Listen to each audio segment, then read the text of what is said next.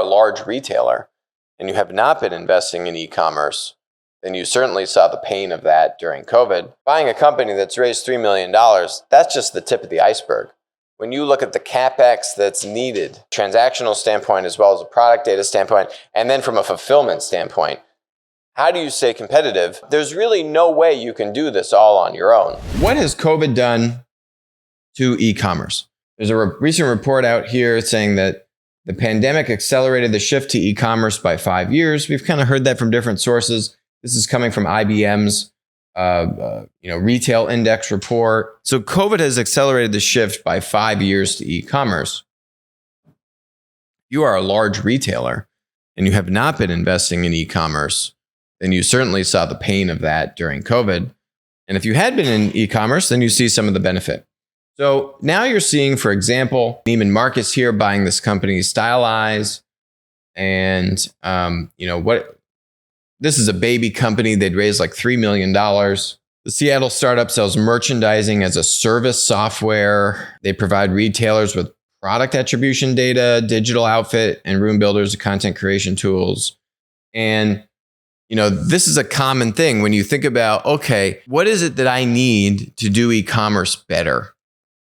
Yeah, there's the functional bit of I need to be able to sell products online and have a good shopping experience and all that kind of stuff. But one of the key things, whether it's on the B2C or the B2B side, is product data. And that's clearly something that the big tech monopolies have investing in, just product data. How you solve for product data in a platform, in a marketplace model, exponentially increases the challenge to solve for that product data, because now that product data isn't just coming from products that you buy and you resell, right? If you're a linear retailer or a linear distributor, you're buying products and you're reselling those products. It's a much more finite number of SKUs. You have, much more control over much deeper relationships with the suppliers and the manufacturers. You can really focus in on solving for that product data challenge much more easily. When you now get to a marketplace model and you now have a myriad of third-party sellers, right? The whole pitch of a marketplace is that you have a bunch of third-party sellers and they're bringing a lot of their products to your marketplace. They're expanding your product catalog. They're giving a more comprehensive offering to the end consumer.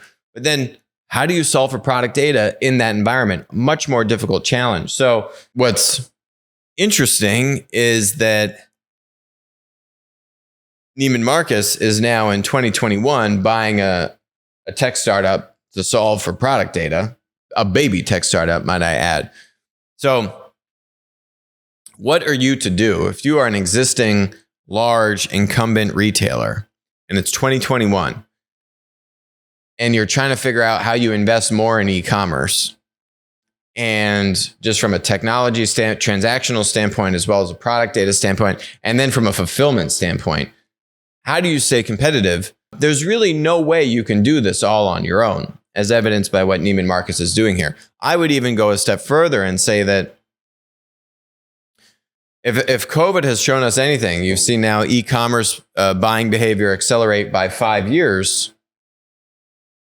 Buying a company that's raised $3 million, that's just the tip of the iceberg. When you look at the CapEx that's needed to solve these problems, even if you're not trying to do marketplace, but just solve these problems in a way that gives you that merchandisable e-commerce experience, which is product descriptions, which is images, which is product recommendations, which is fulfillment, which is a whole bunch of things. It's very challenging to do, and you're really not going to be able to do it all on your own. So then what do you do between partnering, licensing, investing, buying? There's a lot of catch up that needs to be done, and doing it all on your own is not going to do it. And if you're only licensing tools from third parties, then you're not really going to have a differentiated experience either. That challenge is even further evidenced with secondhand inventory, not new inventory, but now used inventory. So, if you are a retailer man, you have so many competitive forces coming at you. It's a very difficult position to navigate from. Hi, I'm Alex. Thanks for watching the show. Make sure to hit that subscribe button, but even better, make sure to follow us on Odyssey, follow us on Rumble, and text us 203-646-5159. Text the word Monopoly. You'll be subscribed. You'll get updates about when we're going live, our latest videos, and we'll send you even a little goodie bag. And in the event that we all get banned from big tech, we'll still be connected.